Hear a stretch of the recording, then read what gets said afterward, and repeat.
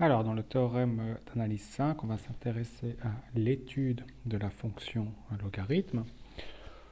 Ce sera bien détaillé tout ce que vous devez dire. La première chose, enfin, ça sera détaillé dans l'énoncé de la question. La première chose, c'est un rappel, qui est aussi une motivation pour cette étude-là. On n'a qu'une primitive. On va rappeler d'abord qu'une primitive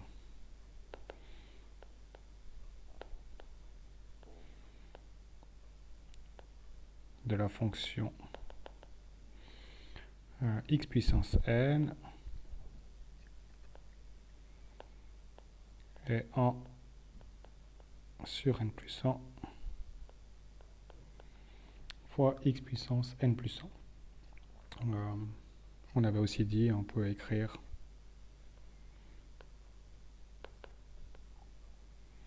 avec les notations qu'on avait que l'intégrale indéfinie de xn dx,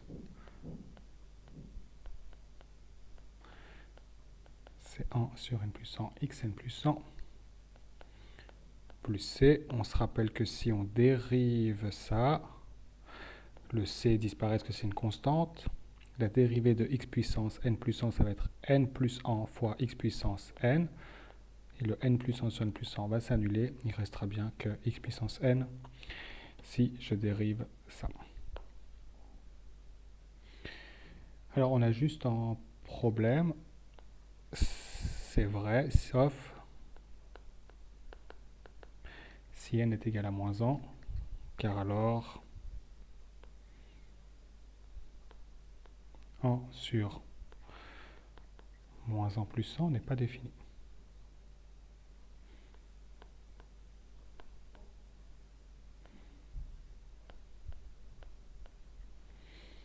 Ok. Donc, il y a une des fonctions x puissance n qui n'a pas de primitive, c'est la fonction x puissance moins 1,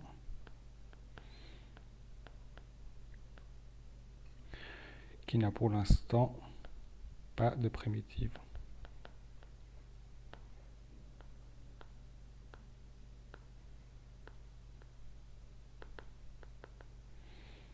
Okay, donc ça c'est la raison pour définir la fonction ln. On va pouvoir justement définir cette fonction. On appelle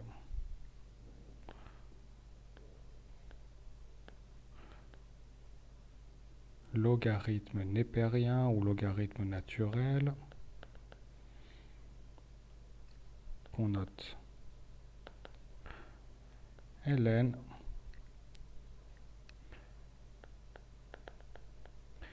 la fonction primitive de 1 sur x. Donc dit autrement, ln de x est égal à l'intégrale de 1 à x de 1 sur t dt. On va faire une interprétation géométrique.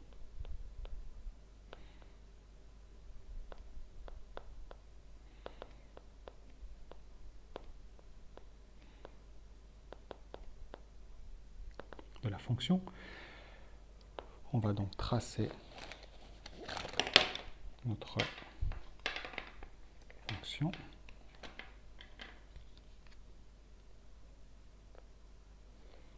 On va tracer 1 sur x.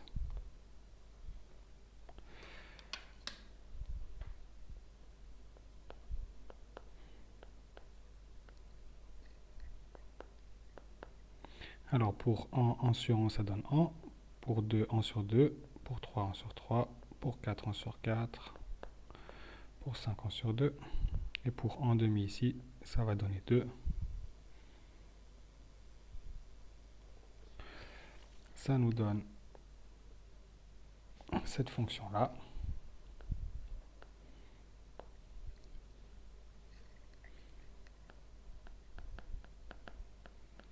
graphique de la fonction de f en sur x. Et on voit ici que ln elle est définie à partir de 1. Donc par exemple, si je veux calculer ln de 2,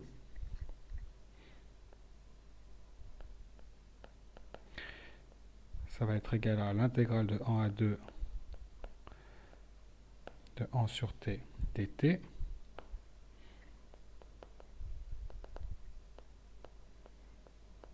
Donc ça va correspondre à cette partie-là, que je vais appeler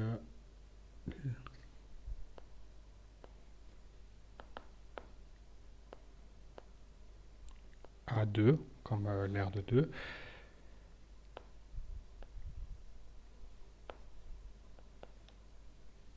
Donc ça correspond ici à l'aire de 2. Et puis si je veux faire l'intégrale, enfin si je veux calculer ln de 1 sur 2, ça va être égal à l'intégrale de 1 à 1 sur 2 de 1 de t dt.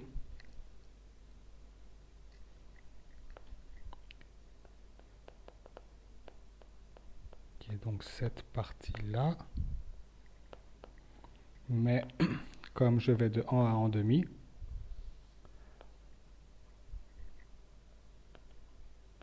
c'est pareil que faire l'intégrale de moins de 1 demi à 1 de 1 sur t dt. Et ça, c'est égal donc à moins l'aire de 1 demi. J'ai oublié le petit 1 demi ici. Ok.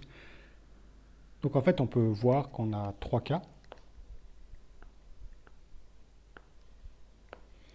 On a que si x est plus grand que 1, donc on va calculer une aire qui va de 1 jusqu'à un certain nombre.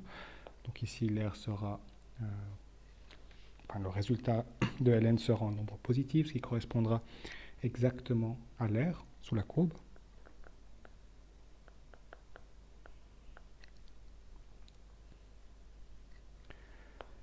Parce que ça correspond, donc là je le marque, car ça correspond à l'aire sous la courbe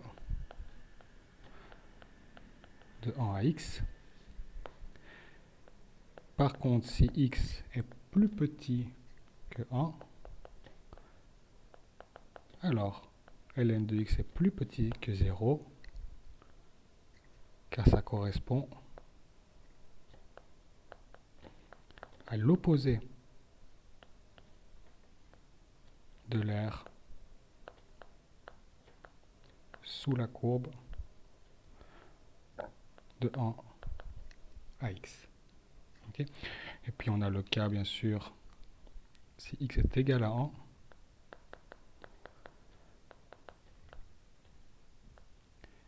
ln de 1 est égal à l'intégrale de 1 à 1 de 1 sur t dt, et ça, on sait que ça vaut 0. On peut donc en déduire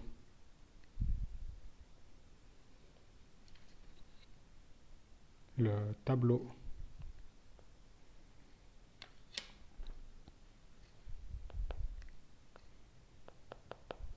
de signes qui va de 0 jusqu'à plus l'infini, qui pour 1 vaut 0, qui est négative avant, qui est positive après, et puis en 0, elle n'est pas définie, parce que 1 sur x n'est pas défini. Ce qui nous permet de dire aussi que le domaine de définition de ln,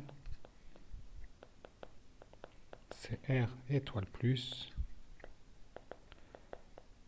donc qui va de 0 à plus l'infini. Okay. On va maintenant s'intéresser à la dérivée de ln.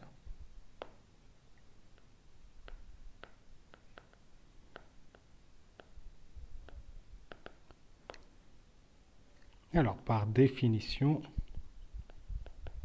si je dérive ln, j'obtiens 1 sur x sur r étoile plus. Alors pourquoi? Car ln de x est une primitive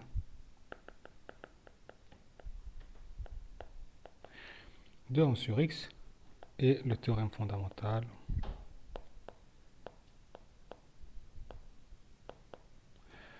nous dit que si on dérive une primitive, on obtient la fonction.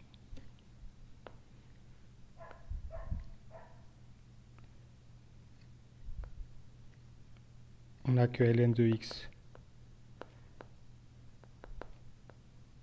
est dérivable sur r étoile plus. Ça implique que ln de x est continu.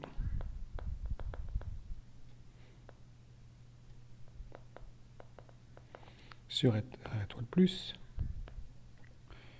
car dérivable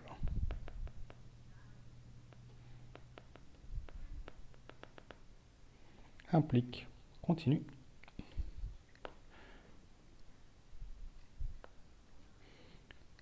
Enfin, on va pouvoir établir le tableau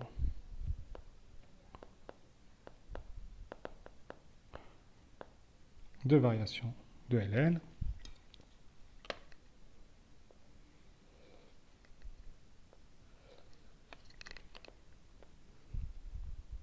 Donc, en 0, on n'est pas défini. On va mettre ici la dérivée de ln de x qui est égale donc à 1 sur x.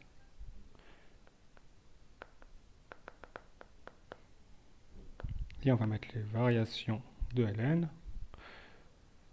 1 sur x sur 0 plus l'infini, c'est toujours positif. Donc ln est strictement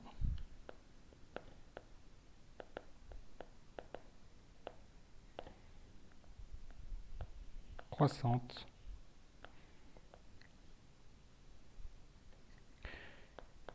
Et ça implique aussi que ln n'a pas